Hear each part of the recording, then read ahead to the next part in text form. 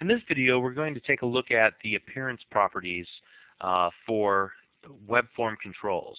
And to do this, we're going to drag and drop a label control, a text box control, and a button control to show how the appearance properties change for each of the common web form controls. So I have my label control selected. I'm going to move the property window and go up to the back color. Now when I drop down the back color, what happens is a series of palettes appear. A custom palette, a web palette, and a system palette.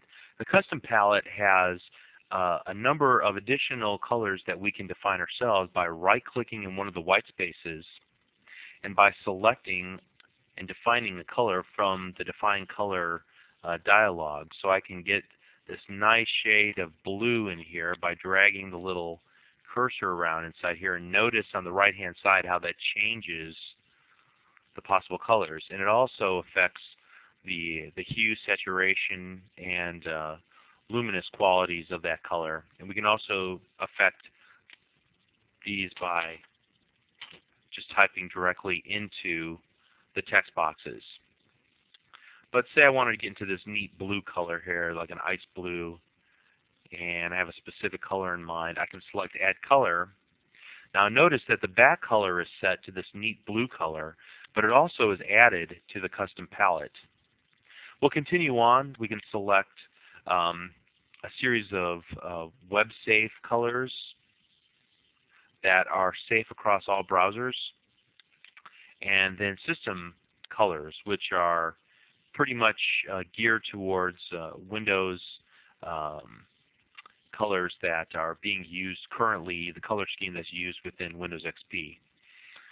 So we'll leave our custom color the way it is for the back color. And notice when we set the back color that the color of the label changed. There's a similar property on, as you would expect, the text box control, which we'll set to this light peach color, and to the button control. We'll set its back color to a kind of a mustard color here. You can see we changed all the colors for these controls. The next thing that we're going to do is set the border color. And notice that the same custom web and system palettes appear, but any of the custom colors that we define do not show up here. So what we're going to do for border color, select a darker color. We'll go ahead and select this charcoal color around the button. We'll select that same color, and now look at how it makes this control look flat, whereas it looked 3D in the past. And then we'll select the border color here. Now notice when I select the border color for the label that nothing appears. That's because we have not set the border style and the border width. So what we'll do for the label control is select a border style. Now we can select just a solid border style, which means it's just going to have a solid line around it, or we can get kind of fancy and select a dotted or dashed or double, or there's a couple of other ones like ridge and inset and outset border styles that really affect the way that these controls appear when they get rendered in dhtml to the end user. So we'll select the dotted one for now, and we'll do the same for the text box. And we'll select, let's say, the dashed one for the button control. And even if I make the button control bigger or smaller, notice that the dashes still remain.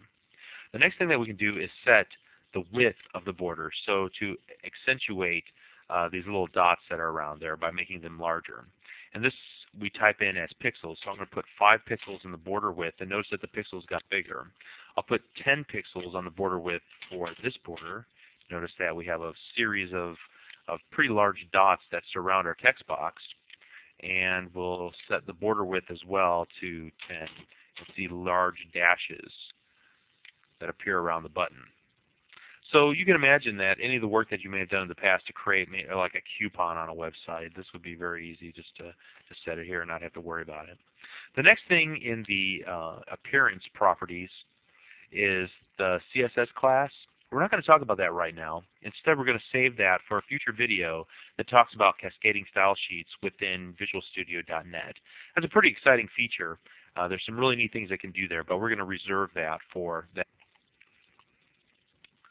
The next properties that we're going to look at are rolled up in this font section.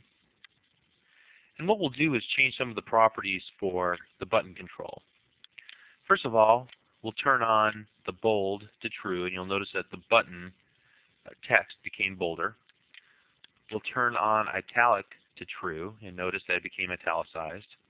Now we can select the name of the font, and we can even see an example of the font on the left-hand side of the font that we want rendered within our button control.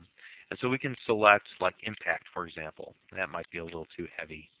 Let's go to, one of my favorites, which is Verdana. And then there's a series of lines that you can place. We're all familiar with underlining. You can set that to true, and it looks like there's a link on it, but actually it's just part of the text.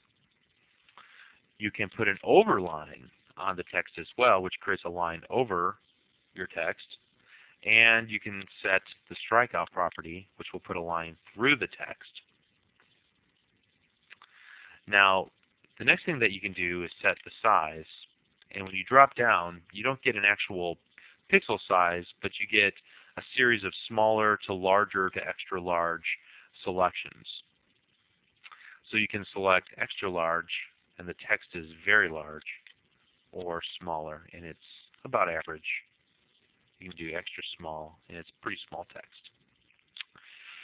The next thing that we'll do is making sure we've touched all the font. Now notice when we've changed all the font settings that it tries to represent them to some degree, so when we roll them up we can see some of our selections. The next thing that we'll do is change the forecolor for two of our controls. For the button control, we'll change the forecolor again to a red, which changed the text color. And the forecolor for the label, which again changes the text color. And then finally we can set the initial text that will be loaded into the control. And this is probably something that you'll use most often. So I'll call this is a label. And in our button we can put me, although it is crossed out, overlined, and underlined. And we can even set it for the text box as well. This is a text box. And we notice that it shows up here. So the purpose for this video was to show all the appearance type properties that belong to most of the web form controls that you're going to find within VisualStudio.net. One last thing to note is that all of these properties are actually set in the HTML that is behind our design surface. So if we take a look at our label, our text box, and our button, we'll notice that there's a style property that sets most of the values, not only the positioning like the top, but then also in a series of properties like back color, border style, border width, forecolor, and so on, that we made for all three of our controls. We can also access all of these properties through our code in the code behind, so that if we wanted in code to change the actual color of the text box based on a button one click event, then we certainly could. And obviously we can change the text value if someone were to click the button, or whatever the case might be, but they're all fully accessible through code. So that concludes this video on the common appearance properties that we'll see throughout most web form controls. And we hope you enjoyed this video. Thank you.